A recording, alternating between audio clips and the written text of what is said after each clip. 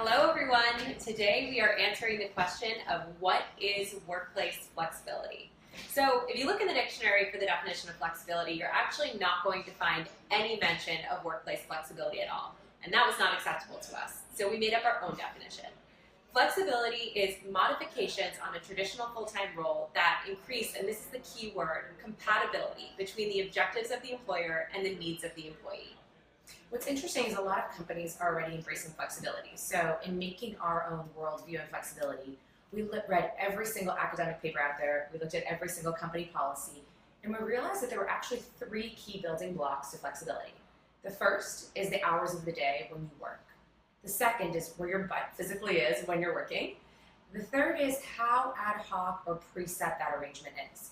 And so if you take those three variables, as my nerdy self I call them, and you combine them in different ways, you come up with a whole framework and different ideas for flexibility. We turn this into what we call the Flexiverse. And that was after 4 days of locking ourselves in a conference room. Really fun. So it's the Flexiverse. It's the universe of flexible work options. We have 6 of them today. There may be more in the future, and we'd love to share more about them with you.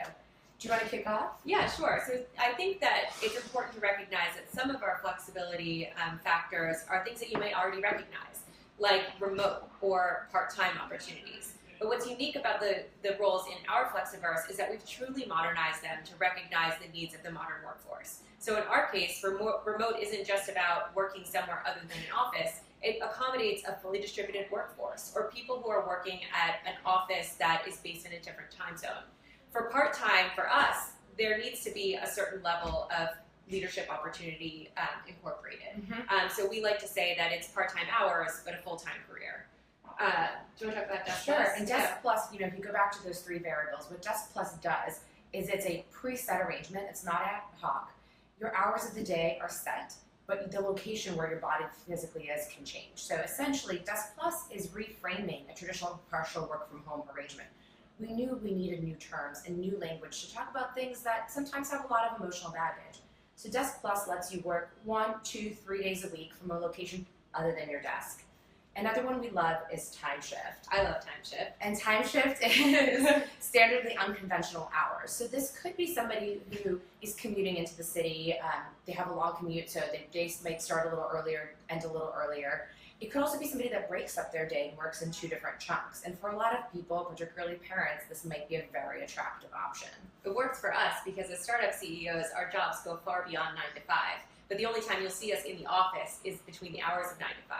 It gives us the opportunity to go home, be with our children, refresh, and then get back to work after they've gone to bed.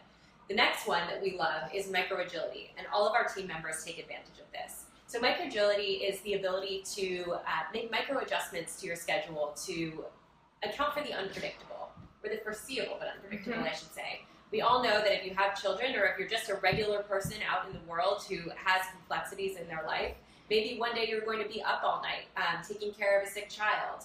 Maybe one of your cats is going to get sick and you're going to have to bring them to the veterinarian. I'm looking at you, Lindsay. Then that means that you need the ability to just send a note to your team, tell them that you'll be in later, and know that there's a relationship between the employer and the employee that allows you to have the level of trust to know that that work is ultimately going to get done. And the last one would be your favorite. I was hoping I could claim it. Yeah. The last one is travel light. It is, and my tagline for it is being an infrequent flyer. So as someone who took 90 flights their first year at McKinsey, I actually counted, this one's really important. And so for parents, this tends to be a deal breaker. And so our travel light options guarantee less than 10% travel. And that is just so important for anyone that needs some stability with being able to be home. I would add one more thing, which is when we were coming up with the Flexiverse factors, there was one that did not shift.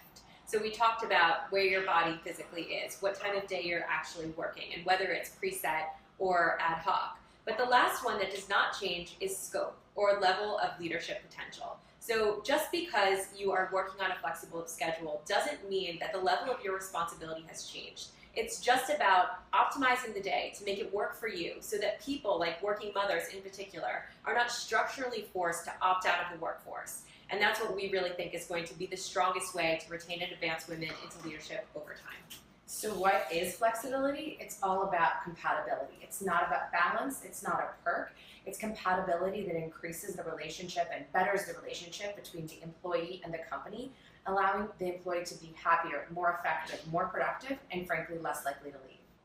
All right, thanks guys. Talk to you next week. Bye. Bye.